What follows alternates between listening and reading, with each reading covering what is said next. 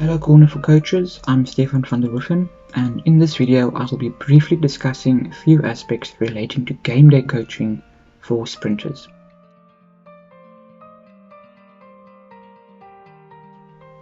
The three aspects that I will be discussing is the weather, the athletics event schedule, and game day tactics.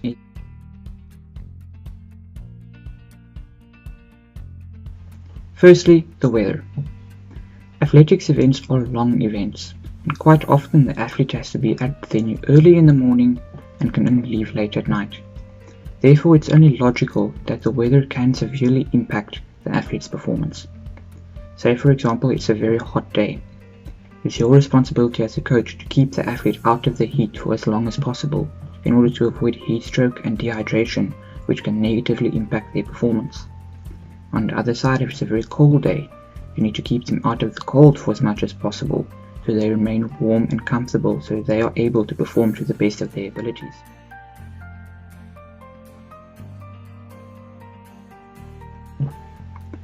The second aspect that I will be briefly discussing is the athletics event schedule. Athletics events are notorious for running late and for not running on schedule. Therefore, it is your responsibility as a coach be on the day to be aware of what the scheduled time for your athlete's race is and what is actually going on the track.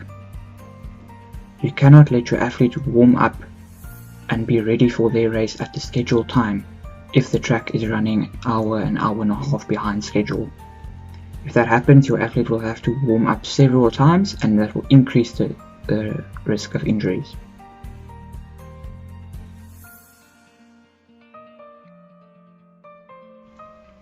The last aspect that I will briefly be discussing is the tactics. The main factor influencing game day tactics for sprint events for the 100, the 200 meter and the 400 meter sprint events is the wind. Athletics tracks are built so that the home straight either runs predominantly with the wind or against the wind. So you as a coach need to take note of in which direction the wind is blowing and make sure your athlete is aware of that. Say for example, there's a strong wind blowing against the athletes in the home straight.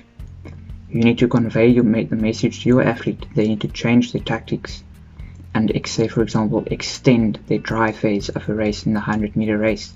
So in other words, they need to stay lower for longer in order to decrease their wind resistance. Similarly, in a 100 meter race, if the athlete is running with a wind, you can tell your athlete that they can shorten the dry phase of their race, so they can come up quicker and let the wind carry them down the home straight. The wind also has a very big impact on the 400 meter race. Again, if the athletes are finishing against the wind in the home straight, you need to convey to your athlete that they will be finishing against a strong wind and they need to change their tactics accordingly. So for example, something that can be done is that the athlete does not go out as hard in the first 300 meters of the race and leave something in the tank in order for them to finish strongly against the wind in the home straight. On the other side again, if the athletes in the 400 meter race are finishing with a wind behind them in the home straight, you can tell your athletes to go out as hard as they can in the first 300 meters and let the wind carry them down the home straight. But again, it is your responsibility as the coach to be aware of this and to keep your athlete focused on the race and for you to take care of the menial tasks. In conclusion, there are several factors for a coach to consider when it comes to game day coaching.